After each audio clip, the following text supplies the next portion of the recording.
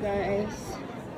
Puno na ngayon yung mga restaurant. And 1:38 nakalalabas lang namin ng hotel na tulog kami.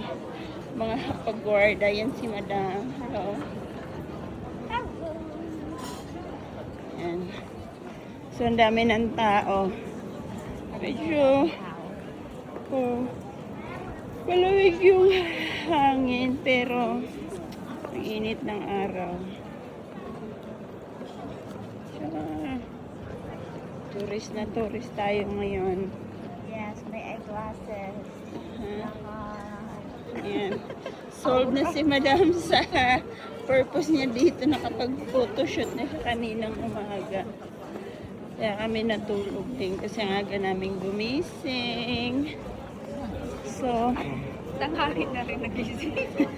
pagbalik namin, tulog ulit. Ayan. So, ganda. Ayan.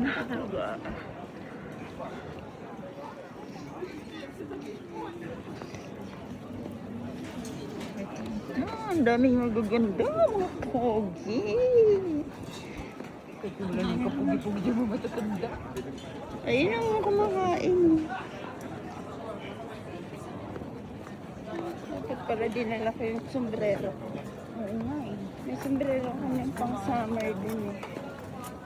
Pero hindi ko dinala. Ayan.